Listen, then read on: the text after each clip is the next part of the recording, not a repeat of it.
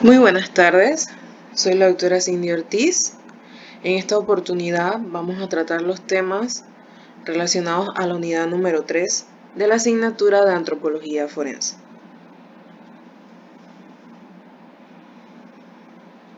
Debemos recordar que las ciencias forenses siempre van a dirigir todos sus esfuerzos en el ámbito de investigación y resultados a establecer el origen que tienen las lesiones que presenta un herido o la causa de muerte de una persona.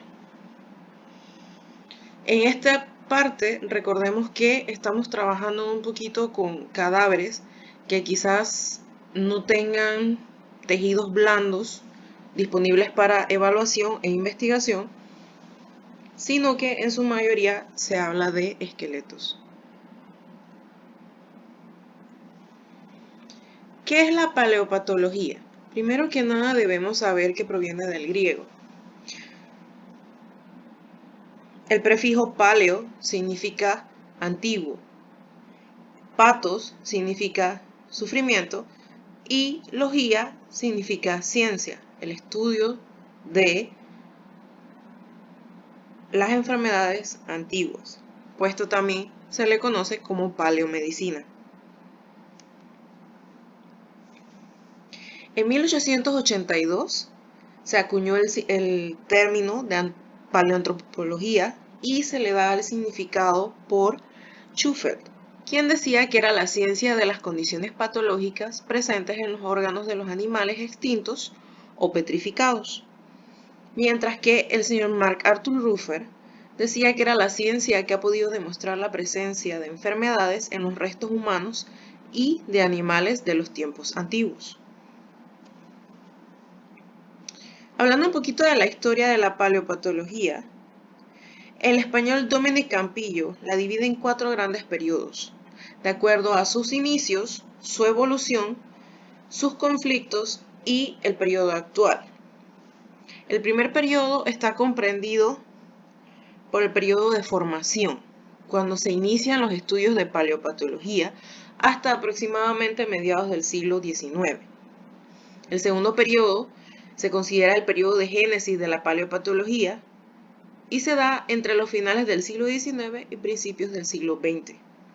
El tercer periodo se conoció como periodo de consolidación, que es cuando en realidad se le da un significado y una orientación propia a esta ciencia, y el periodo actual.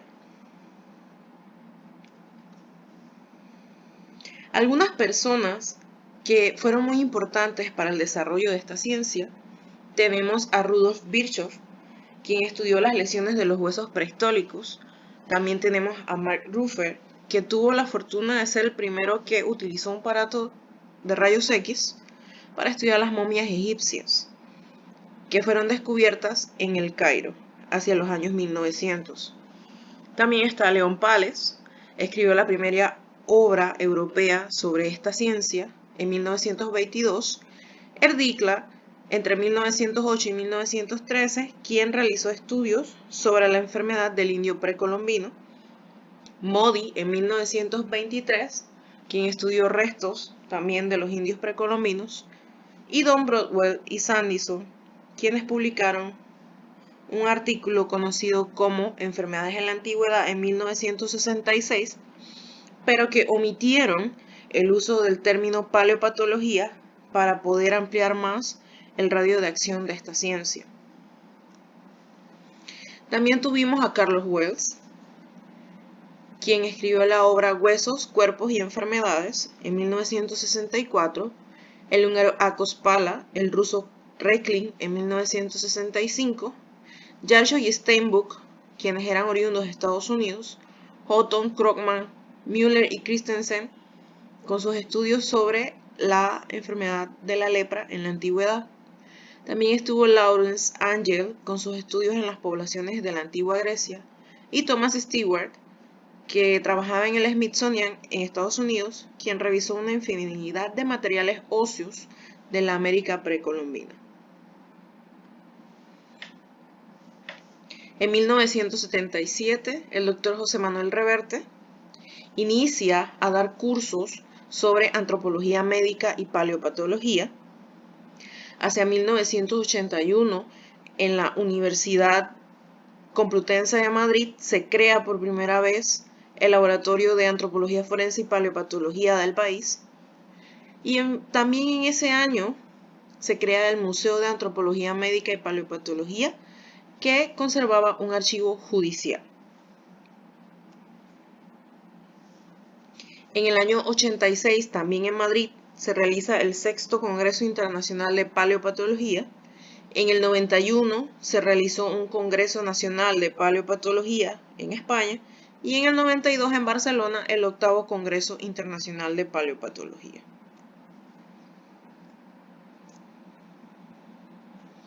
En cuanto a las alteraciones taxonómicas, también vamos a dar la definición de la palabra. Proviene del griego, se puede escribir taxonomía y también es aceptable el término tafonomía. Tafos significa tumba o sepultura y nomos significa ley o norma.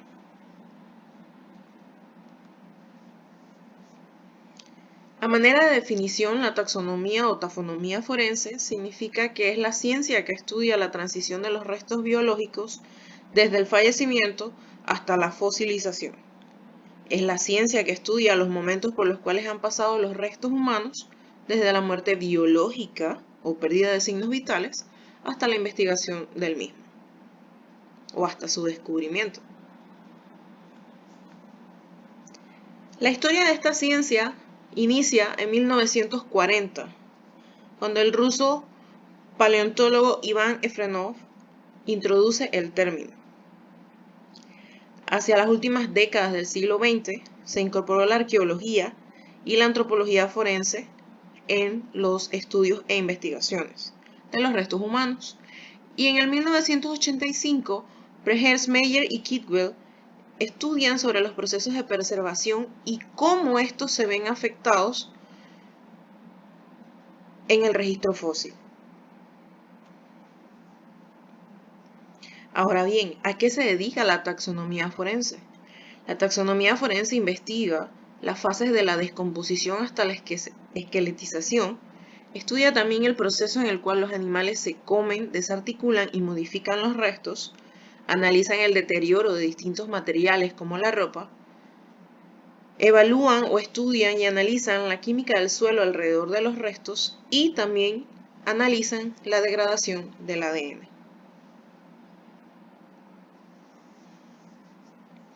El término tiempo taxonómico es el tiempo transcurrido desde el momento en que muere hasta el hallazgo de los restos humanos. Ahora vamos a hablar un poquito de algunas alteraciones taxonómicas que podemos encontrar en los restos óseos, principalmente en los huesos.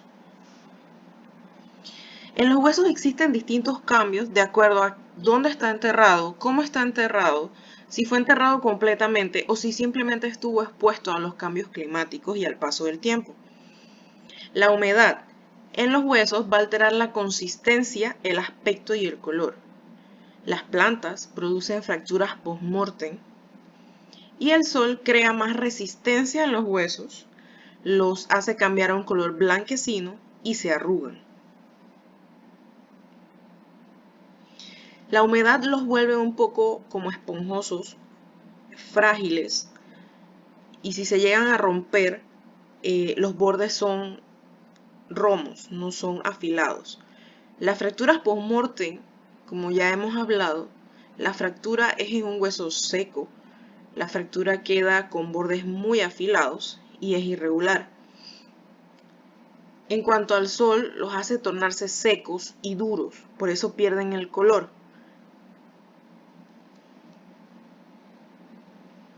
También hay alteraciones taxonómicas fraudulentas que ha creado el hombre.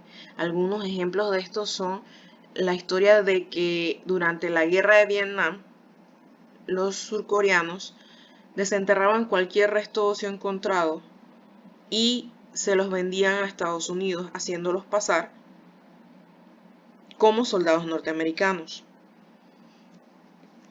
¿Cómo se dieron cuenta de este fraude? Puesto que los huesos venían pintados de un color azul que era característico de las tierras del área y que denotaban que tenían mucho más tiempo enterrados de lo que estos vendedores decían. También están los huesos prehistóricos, el famoso caso del hombre de Piltdown o el primer inglés. Fue un fraude descubierto por el Dr. Marston Bates al determinar que fueron envejecidos con permanganato de potásico.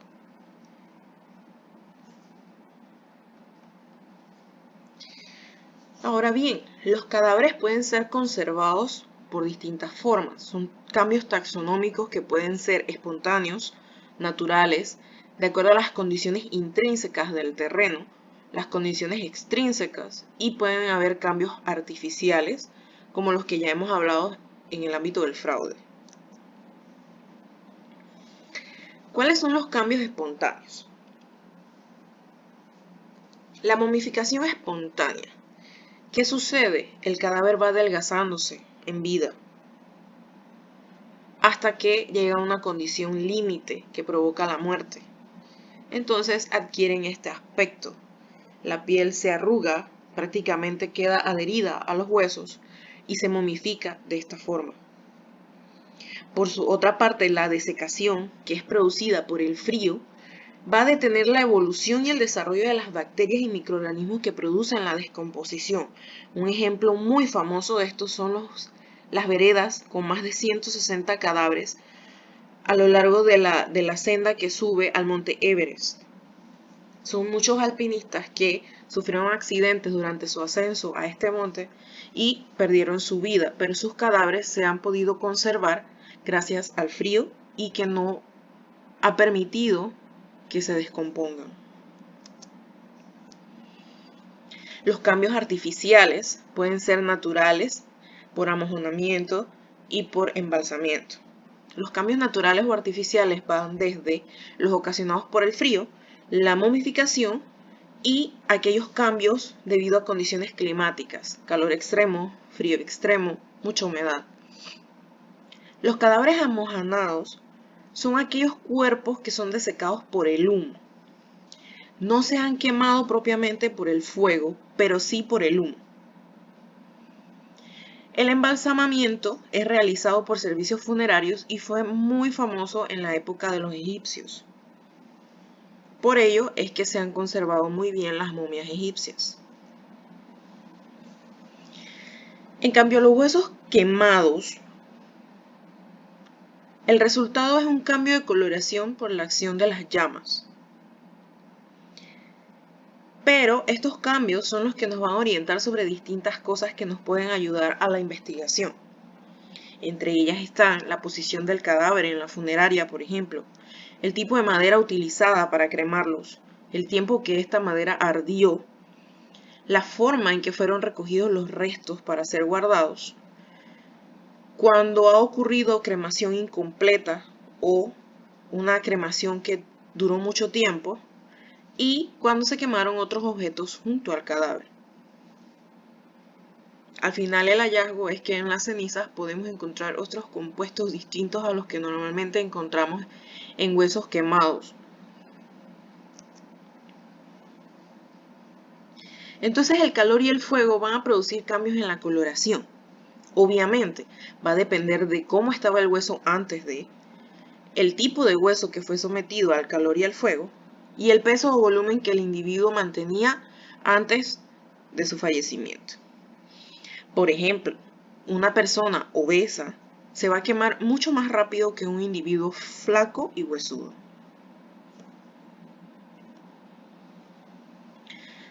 En una cremación vamos a encontrar distintas tonalidades en los huesos que pueden ir desde un gris oscuro, un azul, a un negro carbonoso, y el blanco, al estar expuestos al calor, más que nada, que indican que la incineración fue mucho más intensa, o sea, el hueso se calcinó. Y en esta imagen entonces vamos a ver las distintas coloraciones de los huesos. Estos están completamente carbonizados, mientras que estos ya han adquirido una tonalidad blanquecina, azulada y una variación de color café. Aquellos cambios taxonómicos que son producidos por insectos. Recordemos que existe la entomología forense, que es la encargada de estudiar cómo los insectos actúan sobre los hechos a investigar sobre los cadáveres. Entonces, por ejemplo, al estudiar el exoesqueleto de un escarabajo, podemos demostrar la presencia de drogas, como cocaína, hasta por un aproximado de 4 o más años después de que ha fallecido la persona. Las bioalteraciones taxonómicas son de gran valor diagnóstico para reconstruir la dinámica del crimen. Un ejemplo de esto es que el cabello sufre una degradación con el tiempo que puede producir un cambio en su color, la pérdida del cabello o la conservación. El cambio en el color está dicho que se produce por la acción de hongos microscópicos que se alimentan de la queratina del cabello y lo incorporan a la estructura del insecto. Tenemos estos dos ejemplos, el Anthrenus museorum y el Dermestes maculatus. Son dos especies de escarabajos que han sido encontrados en los cadáveres. En cuanto a la detección de tumbas antiguas y clandestinas, por regla general, lo que vamos a encontrar es una pequeña depresión en el terreno. Si ven, este terreno es prácticamente regular, completamente horizontal, pero hay un espacio del mismo que presenta una depresión y no es característica de las corrientes fluviales, o sea, de cómo corre el agua cuando llueve. Es distinta. Recuerden que la lluvia provoca un cambio acanalado, o sea, forma canales en la tierra, mientras que cuando hay una tumba antigua o clandestina, la tierra simplemente se hunde. Otra cosa que hay que tener en cuenta es que la vegetación propia de las tumbas es completamente diferente a la tierra que está lejos de los cadáveres. Y también esta fauna y flora nos va a determinar muchas cosas que nos pueden orientar al tiempo en que se hizo la tumba clandestina y cuánto tiempo tienen estos restos óseos en esa tumba.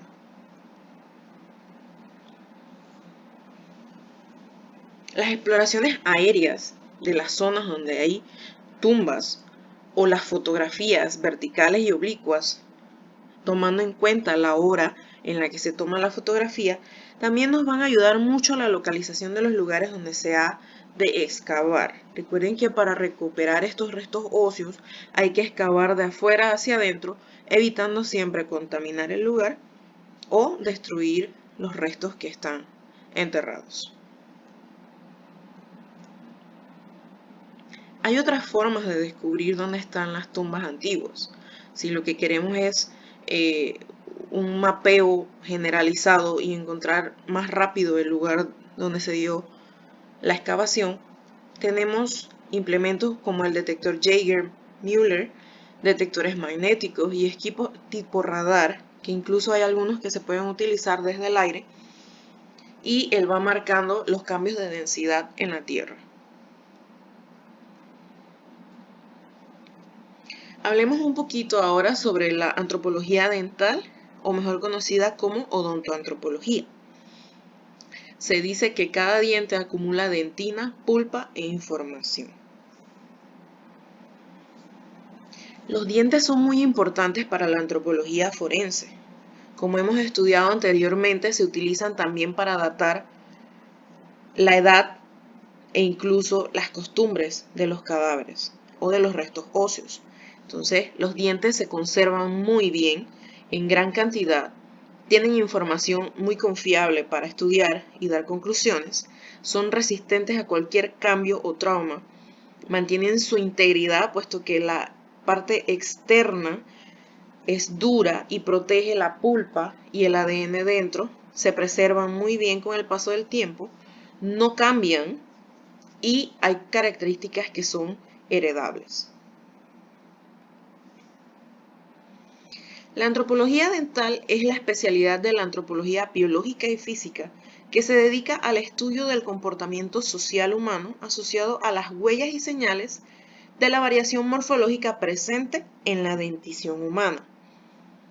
Todo lo que hacemos en nuestro diario vivir, todas nuestras costumbres con nuestra higiene dental y nuestra alimentación, sumado a la herencia de nuestros progenitores, va a hacer que nuestros dientes sean característicos o sean únicos, ya sea para la raza o para la humanidad.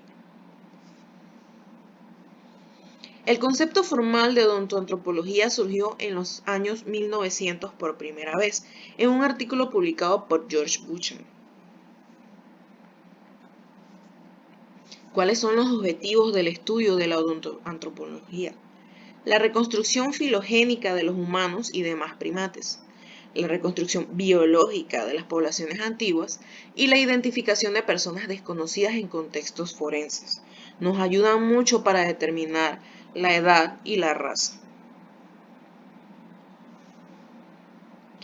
¿Qué otras áreas estudia la antropología dental? La morfología hereditaria, lo que adquirimos de nuestros ancestros, la odontometría, cuánto miden los dientes, y también nos ayuda a diferenciarlos de los dientes de otros tipos de animales. Las patologías, cuáles son las enfermedades de la cavidad oral y de los dientes, el desgaste, que puede ser por nuestras costumbres o por herencia, el desarrollo y crecimiento, cuántos dientes tiene un niño, cuántos dientes tiene un adolescente, cuántos dientes tiene un adulto.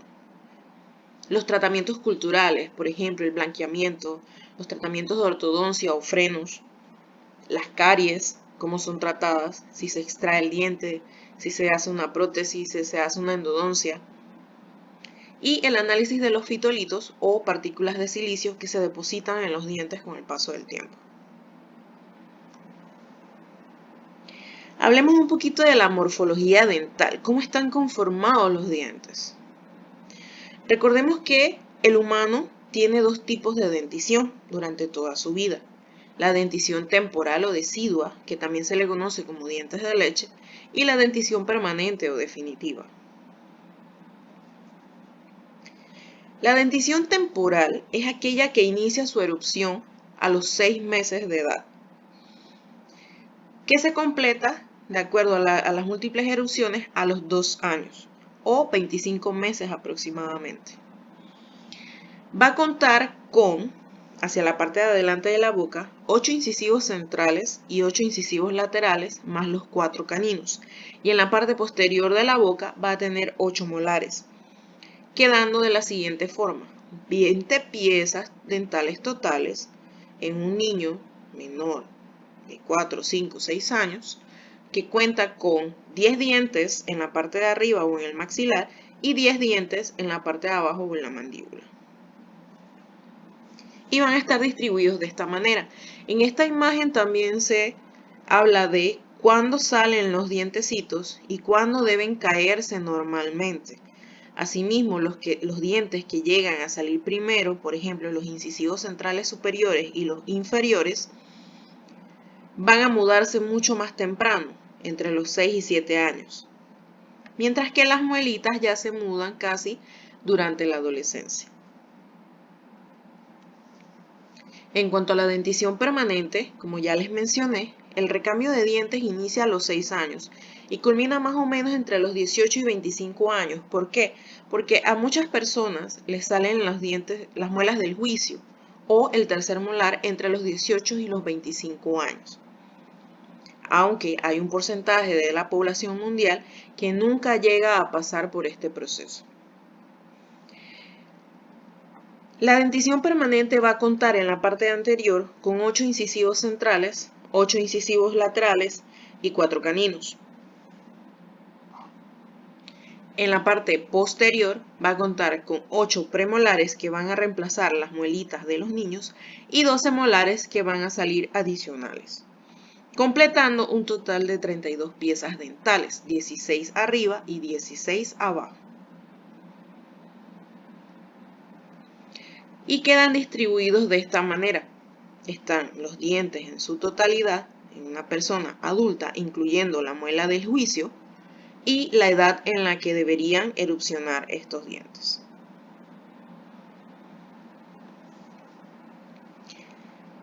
Para describir un diente, tenemos que tener en cuenta muchas cosas. La dirección labial, si está hacia la parte delantera de la boca, cerca de los labios, y distal cuando está hacia la parte de la orofaringe. Es oral cuando están hacia atrás y lingual cuando están alrededor de la lengua. Además, podemos desglosarlos de muchas otras maneras. Por ejemplo, las muelas mesiales. Mesial es hacia el medio, hacia la línea media. Bucales, que son hacia las mejillas. Y palatinas, si están hacia adentro, hacia el paladar duro. Y su parte distal, que está hacia abajo o hacia la parte interna de la boca.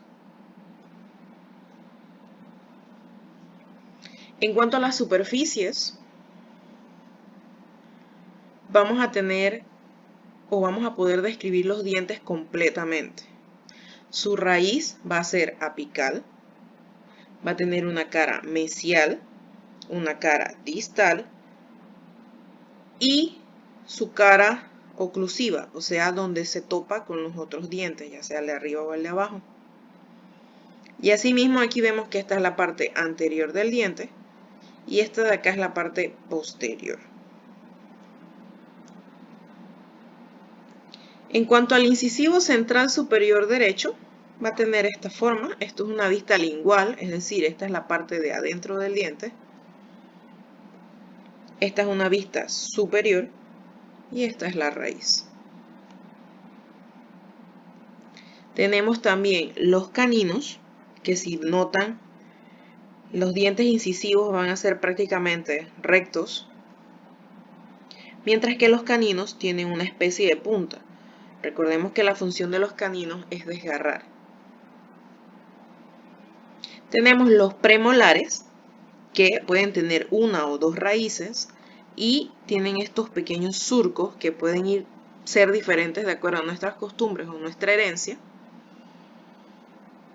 Tenemos el primer molar, que puede ser de 3 raíces y va a tener también los surcos en el centro. Va a ser más grande que el premolar. El segundo molar también tiene 3 raíces o 2, dependiendo del tipo de diente y herencia. Es más o menos del mismo tamaño del primer molar. Y el tercer molar, que sí va a haber muchas diferencias entre el primero y el segundo. ¿Por qué? Porque el tercer molar o muela del juicio puede ser que tenga todas sus raíces fusionadas, puede tener 3 raíces o 2 raíces.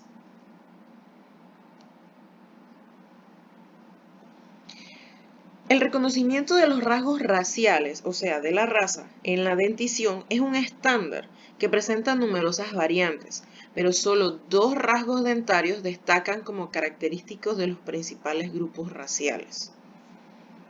Y van más que nada de la mano de las costumbres que lleva la raza. Entonces, ¿cuáles son estos cambios característicos? Mostramos 2, los incisivos en forma de pala.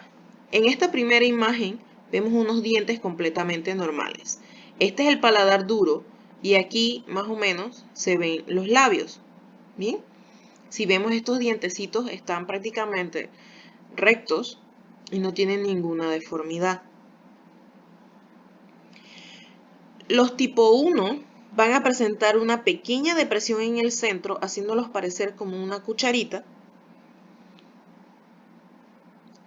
Los tipo 2 tienen una forma de semipala. Esa depresión se va haciendo muy prominente, incluso en los otros dientes, como en los incisivos laterales. Y un tipo 3 de incisivo en forma de pala, que prácticamente tiene la forma de una pala y es por esto que se le llama así. Tienen un reborde marginal grueso, muy marcado y una pronunciada fosa palatina, que es más o menos el huequito.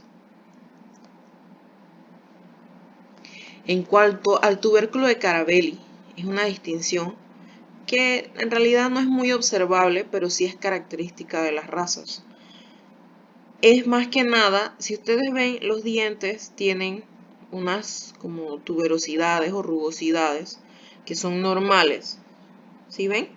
Pueden ser 3 o 4 con más de 4 o 5 o 6 surcos adentro, Pero adicional vamos a tener una tuberosidad o un tubérculo que no está necesariamente donde están los demás, sino que está a un ladito del diente.